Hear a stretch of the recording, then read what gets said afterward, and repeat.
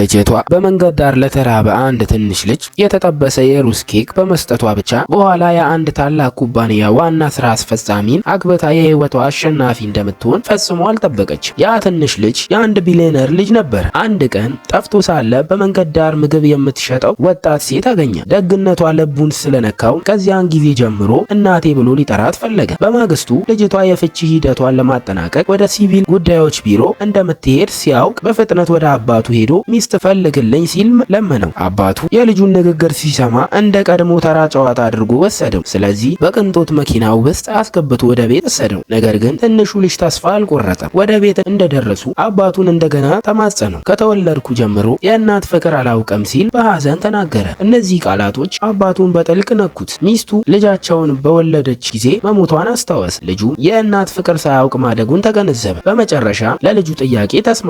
በማግስቱ የልጁን መመሪያ ተከትሎ ከሲቪል ጉዳዮች ቢሮ ውጭ ጠበቀ። በዚያም ፍቺዋን ለማጠናቀቅ የመጣችውን ልጅ ባየ ጊዜ ወዲያውኑ በውበቷና በስነ ምግባሯ ተማረከ። ከዚያም ረዳቱን ማንነቷ እንዲያጣራ አዘዘው። ነገር ግን ትንሹ ልጅ አባቱን ብዙ ማጣራት አያስፈልግም፣ እርምጃ ውሰድ ሲል አሳሰበው። ረዳቱ ከመረመረ በኋላ ልጅቷ በጣም ደግ እንደሆነች እና ፍቺው የተፈጠረው ባሏ በመክዳቱ ምክንያት እንደሆነ ነገረው። የቀድሞ ባሏ ግን እሷን ለመመለስ ተስፋ አልቆረጠም። ሌላ ሰው እንዳይቀርባት በየጊዜው ችግር ይፈጥርባት ነበር። የንግድ ቦታዋንም በመከራየት ተመልሳ እንድታረቅ ያስገድዳን ነበር። ይህን ከሰማ በኋላ ትንሹ ልጅ በጣም ተጨነቀ። የወደፊት እናቴን ማግኘት አለብኝ ብሎ አባቱን ጎተጎተ። በዚህ ጊዜ ልጅቷ ከቀድሞ ባሏ ጋር ለመታረቅ ፈጽሞ ፍላጎት አልነበራት። ስልክ ደውላ በጥብቅ አስጠነቀቀችውና ከህይወቷ ሙሉ በሙሉ አስወገደችው። ይህ ያስቆጣው የቀድሞ ባል ሰዎቹን ልኮ ድንኳኗን እንዲያፈርሱ አዘዘ። በዚያ ወሳኝ ጊዜ ግን ቢሊየነሩ ከልጁ ጋር ደረሰ። ራሱን በትህትና ካስተዋወቀ በኋላ ከእሷ ጋር ቤተሰብ ለመመስረት ያለውን ፍላጎት በቅንነት ገለጸ።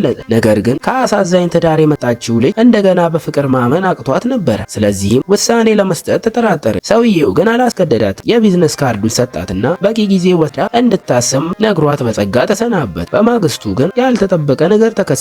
የቀድሞ ባሏ የጋራ ሴት ልጃቸው በኃይል ወስዶ ልጅቷን ዳግመኛ እንድትመልስለት ለማስገደድ ሞከረ። እናትየውም ልጇ በመኪና ስትወሰድ አይታ በሐዘን ጮኸች። በዚያን ቅጽበት ቢሊየነሩ እንደገና ደረሰ።